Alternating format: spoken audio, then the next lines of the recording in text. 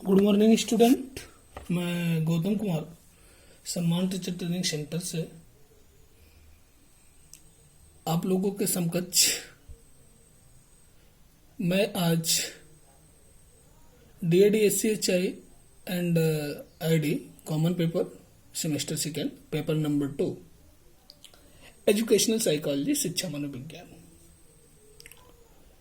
इसमें हम लोग यूनिट 1 का topic 1.2 individual difference and methods of dealing with the difference, व्यक्तिगत भिन्नताएं एवं भिन्नताओं के साथ आचरण की विधियां, हम लोग इस पे अध्ययन करेंगे। जो कि हम लोग जानते हैं कि व्यक्तिगत भिन्नता के अर्थ के बारे में हम लोग बात करते हैं कि व्यक्तिगत भिन्नता का अर्थ क्या होता है। ठीक है, जैसे कि हम बात करें कि व्यक्तिगत भिन्नता का संप्रत्यय फ्रांसिस गॉल्टन ने सर्वप्रथम विचार प्रस्तुत किए और इन्होंने विचार प्रस्तुत किए थे। इनकी एक बुक थी हेरिडिटरी जीनियस, और ये संप्रत्यय दिए थे 1869 ईस्वी में। इन्होंने व्यक्तिगत भिन्नता का संप्रत्यय दिया था। इन्होंने कहा कि व्यक्तिगत भिन्नता मात्रात्मक संख्यात्मक होती है, न कि गुणात्मक होती है। जैसे कि बात करें कि एक व्यक्ति जो दूसरे व्यक्ति से भिन्न होता है उसे हम व्यक्तिगत भिन्नता कहते हैं। ठीक है, कोई व्यक्ति एक जैसे नहीं होते हैं, एक जैसे नहीं होने का कारण है व्यक्तिगत विभिन्नता। ठीक है, जो व्यक्ति में भिन्नता होती है वो मात्रा की दृष्टि से भिन्न होती है, न कि गुणात्मक के दृष्टि से। ठीक है, हम लोग बात करते हैं व्यक्तिगत भिन्नता के अर्थ के बारे में। तो अगर हम ये कह सकते हैं कि व्यक्तिगत भिन्नता से तात्पर्य है कि प्रत्येक दो व्यक्ति में शारीरिक, मानसिक, संवेगात्मक दृष्टि से अंतर पाया जाता है और यह परस्पर विभिन्नता की प्रकृति मानसिक है। इसको जानने के लिए डाल्टन ने 1869 ईस्वी में अपनी पुस्तक में इस बात को स्पष्ट किया कि दो व्यक्ति एक समान नहीं होते हैं, और इस प्रकार व्यक्ति भिन्नता या व्यक्तिगत भिन्नता से तात्पर्य रंग, रूप, शारीरिक गठन, बुद्धि, रुचि, स्वभाव में व्यक्तिगत भिन्नता का एक दूसरे व्यक्ति से भिन्नता। ठीक है, अब हम लोग बात करते हैं व्यक्तिगत भिन्नता की डिफिनेशन की। तो मनोविज्ञान की वह शाखा है जिसमें मात्रात्मक या संख्यात्मक विभेद करने वाली भिन्नता को व्यक्तिगत विभिन्नता कहते हैं। इसमें दो वैज्ञानिक कहते हैं, एक है BF स्किनर और दूसरा है टायलर। जो कि BF स्किनर कहते हैं कि मापन किए जाने वाला प्रत्येक पहलू पक्ष व्यक्तिगत विभिन्नता का अंश है। ठीक है, जैसे कि एक व्यक्ति के अंदर जो कुछ है हम माप सकते हैं वह व्यक्तिगत दृष्टि से व्यक्तिगत विभिन्नता है। ठीक है, और टायलर कहते हैं कि शरीर के रंग, रूप, आकार, रुचि, उपलब्धि आदि की विभिन्नता ही व्यक्तिगत विभिन्नता कहलाती है। ठीक है, अब हम लोग पढ़ते हैं व्यक्तिगत विभिन्नता के प्रकार। अगर हम व्यक्तिगत विभिन्नता के प्रकार की बात करें तो व्यक्तिगत विभिन्नता के रूप जो है वो इस प्रकार है। अब व्यक्तिगत विभिन्नता के रूप किस तरह प्रदर्शित करता है इसके बारे में हम लोग थोड़ी सी चर्चा करते हैं। एक संभाविता वक्र के माध्यम से कि व्यक्ति की मानसिक, शारीरिक के आधार पर संभाविता वक्र के आधार से हम लोग समझते हैं कि व्यक्तिगत विभिन्नता किस रूप में होती है। जैसे कि हमने ये आप लोग देख रहे होंगे कि ये मैंने वक्र बनाया हुआ है, ये संभाविता वक्र है, जो कि इसको हमने नाम दिया है सामान्य, और सामान्य में हमने इधर प्लस दिया है और इधर हमने माइनस दिया है। इसमें हमने 50% दिया है और इसको हमने 16% दिया है, फिर हमने इसको 7% दिया है और फिर हमने इसको 2% दिया है। इधर हमने अगर माइनस की बात करें तो हमने 16% दिया है, 7% दिया है, 2% दिया है।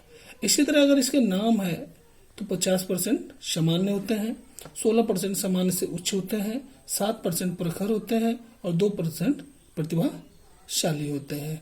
और मैं माइनस की बात करूं तो सामान्य से निम्न, 7% मंद और 2% जड़ होता है।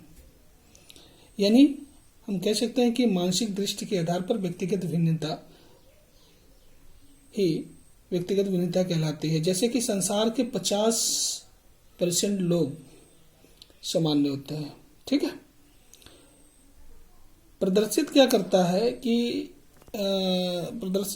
कि संसार के 50% लोग मानसिक या दृष्टि रूप से मानसिक या शारीरिक के दृष्टि के रूप से ये क्या होते हैं, सामान्य होते हैं, ठीक है, 50%।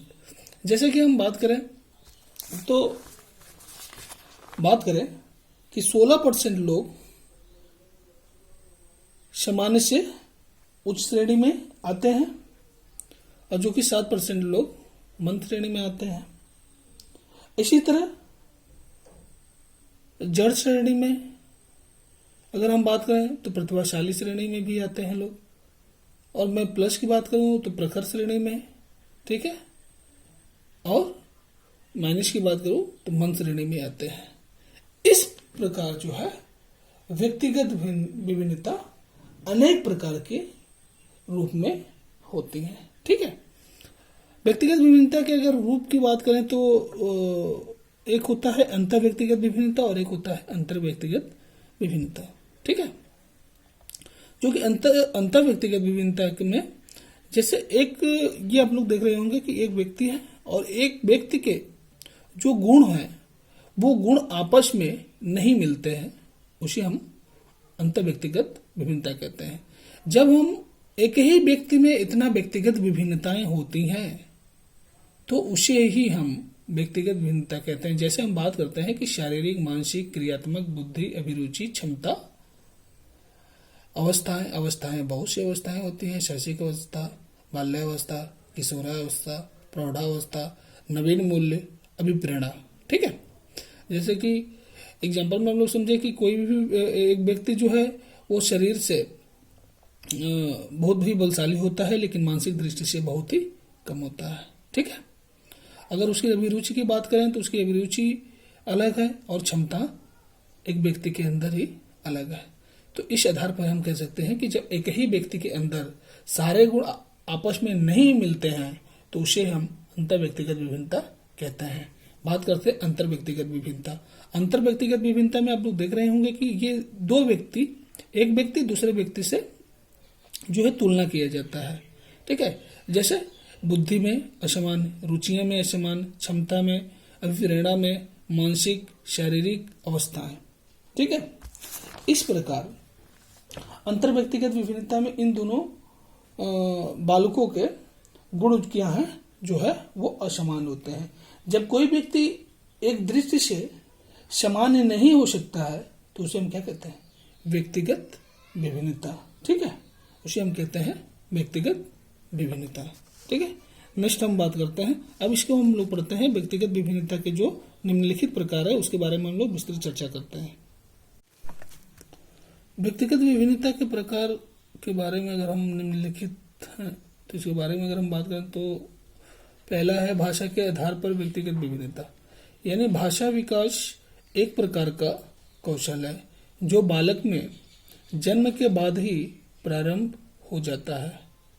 कुछ बच्चे भाषा के द्वारा अपने विचारों को अभिव्यक्त करने में अधिक सक्षम होते हैं जबकि कुछ बच्चे इस मामले में उतने सक्षम नहीं होते हैं। दूसरी हम बात करते हैं लिंग के आधार पर व्यक्तिगत भिन्नता।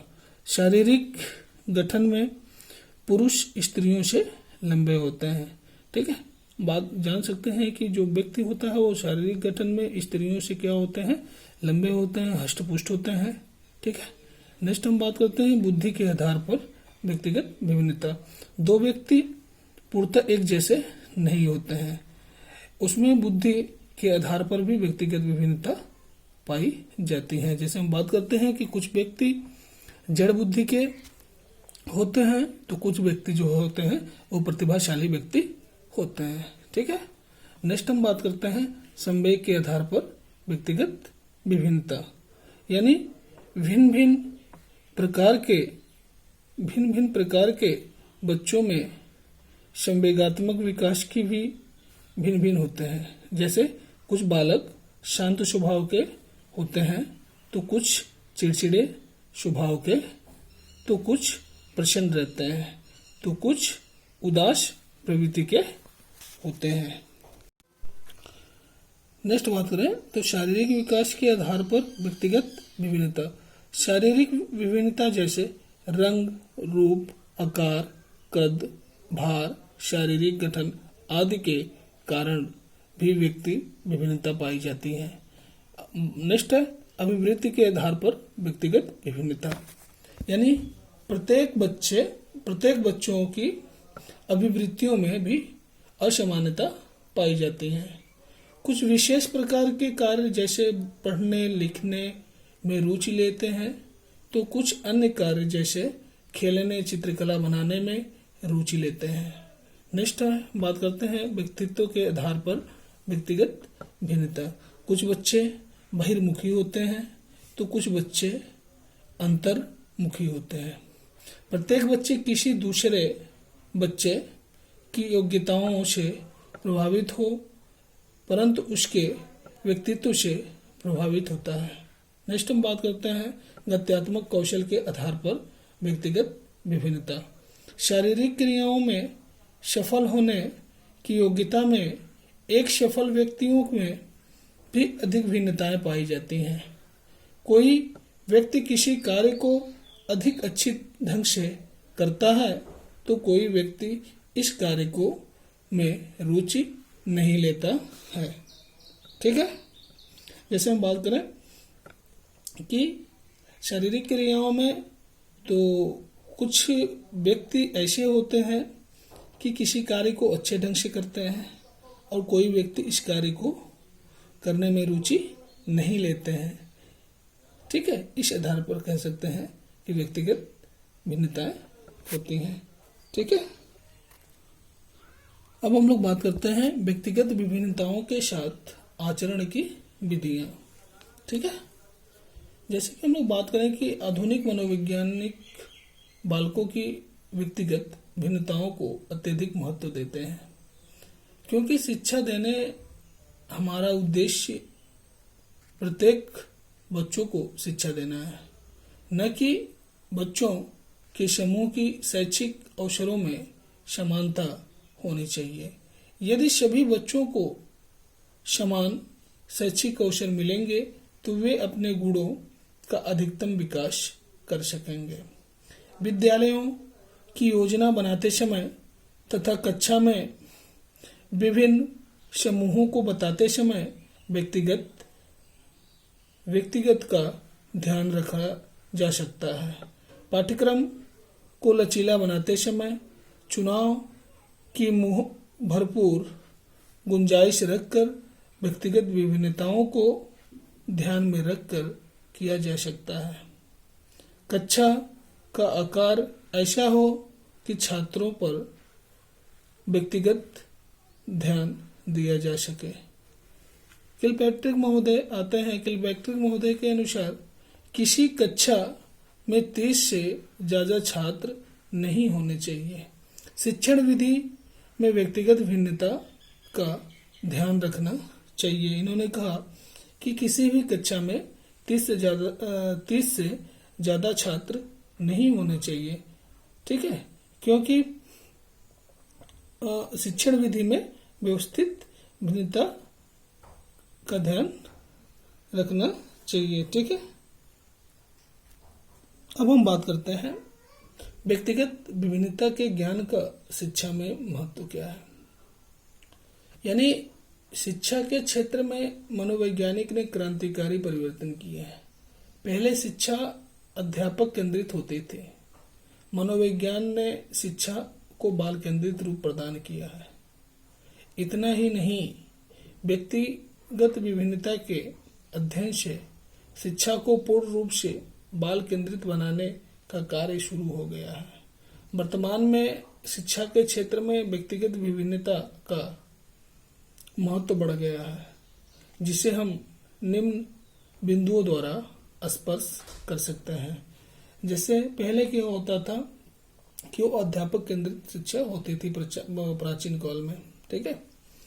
उसमें क्या होता था कि अध्यापक छात्रों की जो है मानसिक कौशलों को नहीं जानता था और वो जो भी ज्ञान देता था वो बच्चे ग्रहण करते थे।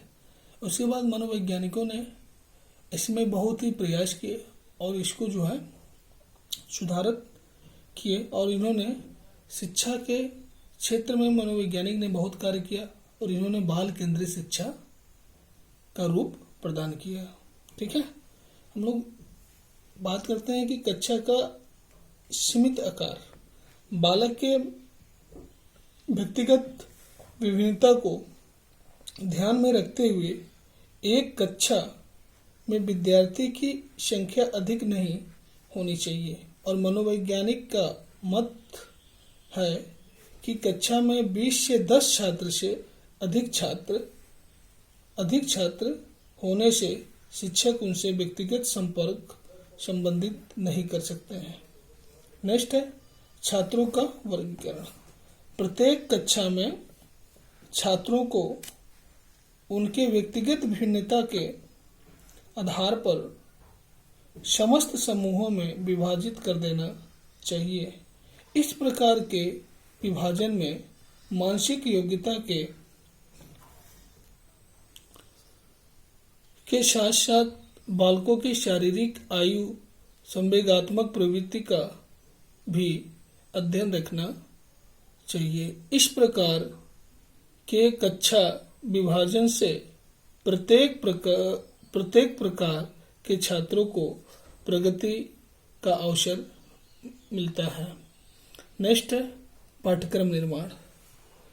व्यक्तिगत विभिन्नता के अनुसार छात्र तथा छात्राओं की रुचि, बौद्धिक स्तर तथा आवश्यकताओं को ध्यान में रखकर पाठ्यक्रम का निर्धारण करना चाहिए।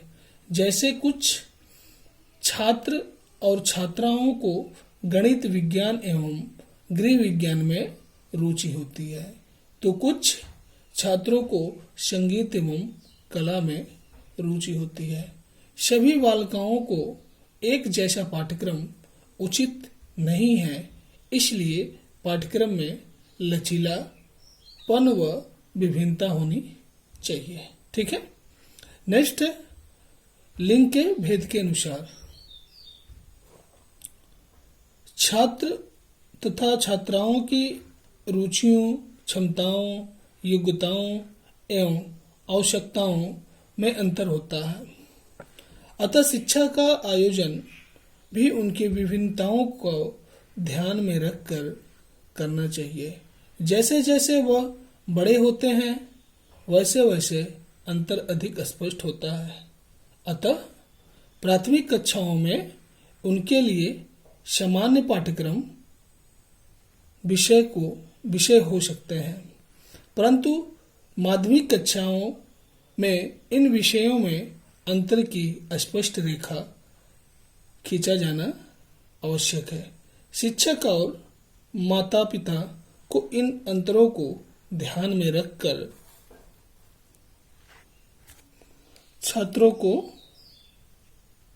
छात्र छात्राओं को सिखाना या प्रशिक्षण देना चाहिए।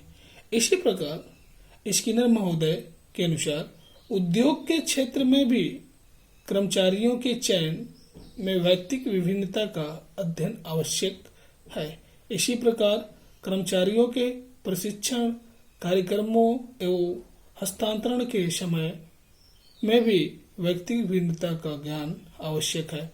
अतः हम कह सकते हैं कि इस रूप में बालकों की व्यक्तिगत विभिन्नताओं का ज्ञान प्राप्त करके शिक्षक अपने छात्रों को विविध प्रकार से लाभ पहुंचा सकता है। बाल मनोविज्ञान के क्षेत्र में भी छात्रों के व्यवहार को समझने में उनके विकास के लिए उपयुक्त वातावरण प्रदान करने में व्यक्तिगत भिन्नताओं का ज्ञान आवश्यक है।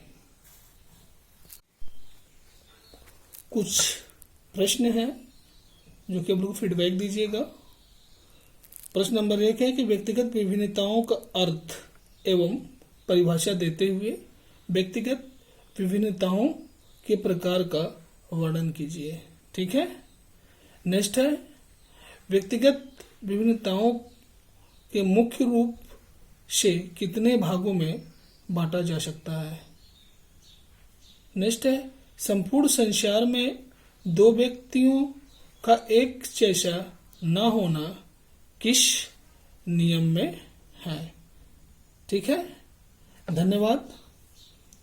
अगले टॉपिक में फिर मिलते हैं। ओके।